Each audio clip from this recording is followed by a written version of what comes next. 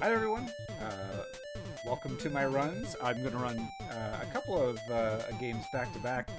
The first one here is called Totally Rad. It's not this Totally Rad Metal Detector League, but now I definitely need to look into that game after I've done these marathon runs. That's an interesting thing to find out. Yeah, so I'm going to run this game called Totally Rad. It's also called Magic John in Japan. It's like a little side scroller, quick kind of five stage side scroller with a bunch of nice little safe tricks you can do here and there. So yeah, it's a good little run, and I am a world record holder for it. Got a big PB on it last night, so hopefully I can get a good time on it tonight. But with that, I'm just gonna get started here. I gotta start timer when Jake kind of hits the middle of the screen after I skip this cutscene. I'm not gonna do cutscene percent. There's a lot of great cutscenes here with gnarly vocabulary, but we're gonna skip it for now. So start there. Yeah, so you play as Jake. He's like a surfer dude, and basically his girlfriend gets captured, of course, by some unknown assailants at first. Right now, he can kind of run and do a charge shot, and also do this really cool gnarly flip. But you have a lot of magic spells at your disposal here. We're going to use one right now where we turn into a Birdman.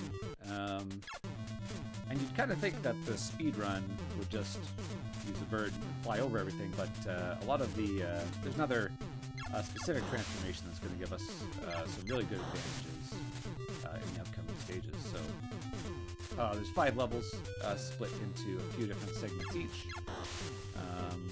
And yeah, it's pretty straightforward overall, and definitely a fun little run to learn, and I'd say like a good one to kind of like get used to doing a speed run. It's definitely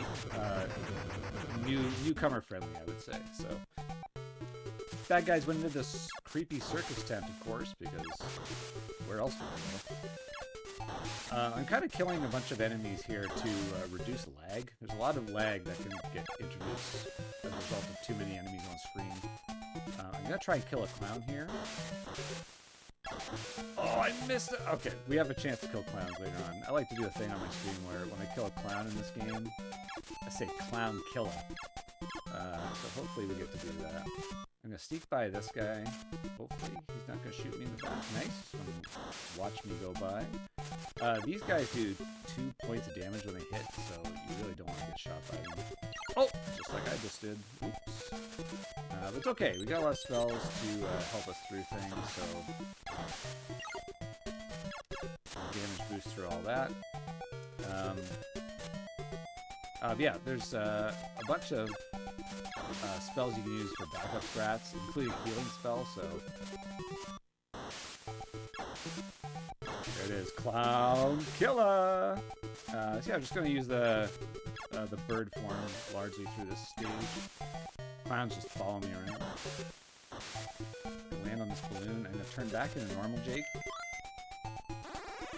I'm going to just put on this stopwatch magic. I'm going to try to use it to kill the first boss, which is Rubilia. Weak point is actually this charge shot, and you have to hit it in this ruby-colored belly button.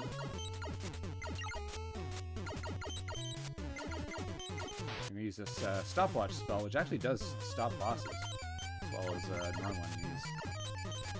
And that's one boss down. Yeah, went pretty smooth. Ideally, you want to get there with a little bit more health and not use the stopwatch, but yeah, now we're on to Act 2. Act 2 has some really good music in it. Good, do a charge shot here, and then jump, and then shoot these. I call them Smithers because they look like Mr. Smithers on a pogo stick. Charge and kill these camels. Oh, not that one apparently. Uh-oh. Miss that. Do half charge shots to kill this guy. Almost got punched by that. Call those things greasers. They look like old greasers. I don't know. Then we do like this little sewer section, and we're gonna turn into a different form here called the lion. And when you jump as a lion, you're just invincible, which is pretty cool. One might even say it's totally rad. And also it has a short range but very powerful attack, so we're gonna kill this mid-boss. Oh, didn't shoot. Extra time, I thought it would. And then jump up the sewer here, and kind of try to use the lion form for the rest of the stage. I'm gonna do a trick here, hopefully called the bee sneak. I did not get the bee sneak. You can kind of like get past that bee if you go fast enough, but I messed up, unfortunately. You can also get up on this one. And then do a quick jump through that little projectile. Each projectile that they shoot does 2 damage, so... Okay, a little bit safe here. No, that's fine, whatever. Trigger these Roombas. And yeah, you can also do a really cool thing. Well, not really cool, but it's kind of cool. If you jump, basically the frame that you hit the ground, the game doesn't register you as going into a grounded state. And so you can actually maintain your invulnerability if you jump at a frame perfect time when you hit the ground. So we're going to try and make use of that for a number of points in the run. I queue up my bird form here, and then we're going to fight Bugdoctor, second boss. Zap his leg. Oh! Oh, that sucks. It's okay though. Gotta play it safe here. Shoot him in the big old eye.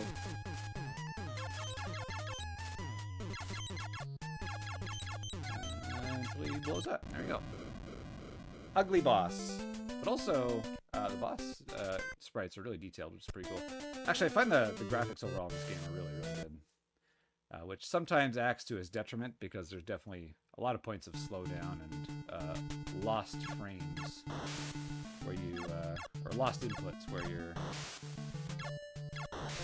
press a button and nothing happens. You can run through here, kill the scorpion with the bird's projectile. Which is this kind of weak point, and then we're going to switch to the Fishman. This is the only time we're going to see the Fishman. And we're just literally going to walk along the top of this screen. It's not the most exciting, but it's the best way to get through unscathed. Yeah, those fish also do 2 damage each, so... definitely don't want to get hit by them, but they always show up at the same time, so there's like very little RNG in this game actually, which is pretty nice. I'm gonna dive in the water and fight the Budget Grinch, who can either do this, or he can try to swim close to you and punch you. His like vertical hitbox is massive, so it's actually really easy. Now we're gonna say goodbye to Fishman. We're not gonna see him anymore. To get down the waterfall stage here. Do not see by that barrel throwing dude, which is kind of what you want to do. I'm going to do a few safety strats here to just preserve health. As we descend, that guy. Yeah, lion form is pretty darn good. It's definitely used for like a majority of the game. Fine. It's also fine, actually. Oh, almost wasn't fine. That bee actually won't. I don't know why I jumped there. It won't hit you if you're on the ground. So, and this boss is a big pushover. So, I'm just gonna run behind it and basically zap it in the arse. Not going to do a darn thing.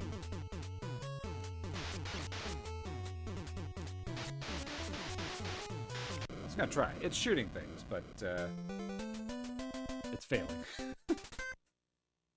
Stage 4. we found the underground base of these unknown assailants.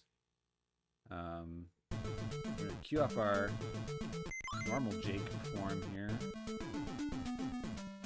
And jump through a bunch of bad guys.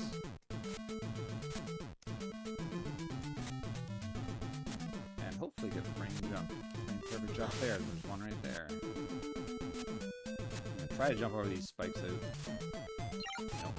It's very hard to get over those spikes without taking damage, because you kind of always land on the floor there. Not always, but it's very tricky. Just normal Jake here. Blast those walls. Damage boost. Then I'm going to switch to a flame spell here.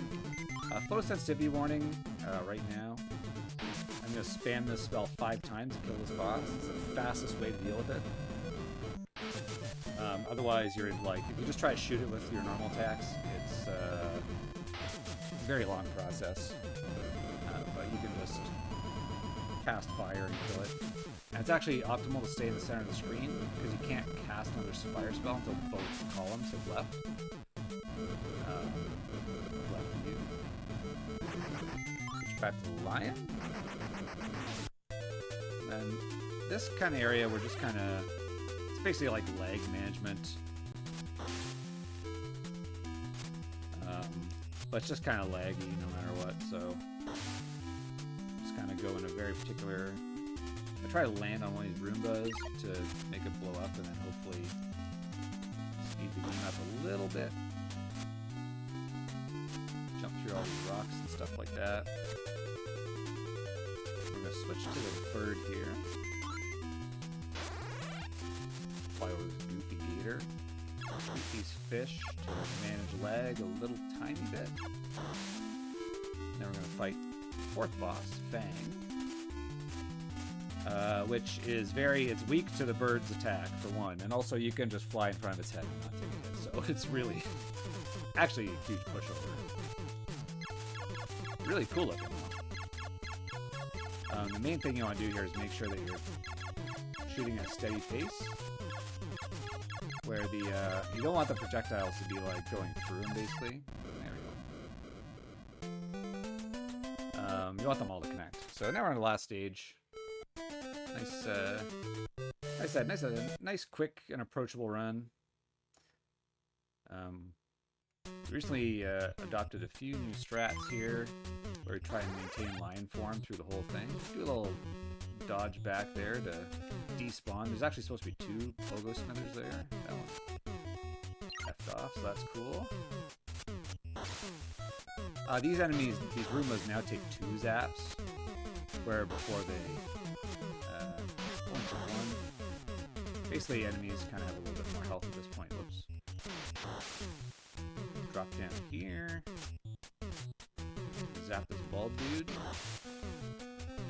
Kind of good to go through them. They actually, if they're left on the screen, they lag up the screen a lot, so they're like moving up a lot. Got blaster here. And we're gonna ascend this area with the whoops. Whoop! Didn't think I was gonna land there. I'm gonna use the lion form. I used to use the bird form through here, but we found a fairly reliable way to use the lion form and not take a ton of damage. Got that guy. We're on the mid-boss here, which is a robot with a big old eyeball. And your inputs like get eaten here a lot, so like I'm trying to time out the right get the right timing on attacks, but sometimes your inputs is just getting eaten when you fight that thing. This is like the last little section before the final boss. So we're gonna fight this weird looking mid-boss up here, who's a huge pain, but there's a pretty quick way to kill him, so then we're gonna stopwatch and just half-charge shots until he blows up, facing the wrong way.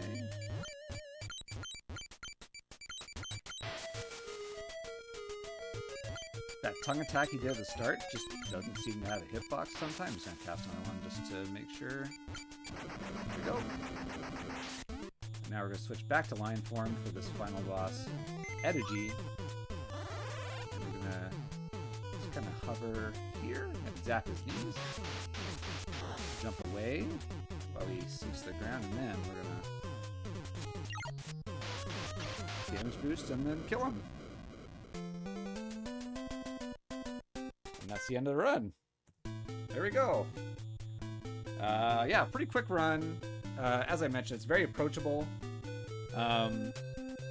Has like some neat little tricks that you can do. 14-12 is a good time. Yeah, like even like once you start to learn this run, you can get like a 15 and 16 minute run in pretty consistently. And as I mentioned before, there's a lot of backups because there's so many spells you can use to compensate for extra damage that you take. So strongly recommend checking out this game if you're interested in learning a speedrun. It's also got a pretty small board, so yeah. Big recommend on that. And with that, I'm going to switch on over to Star Tropics, I guess, here. So I'm just going to take a quick break, I suppose, to swap the carts. And then we'll kick that off. Star Tropics is a bit longer. But yeah. So I guess I'll just power off the system. Just do a brief intermission while you're doing that.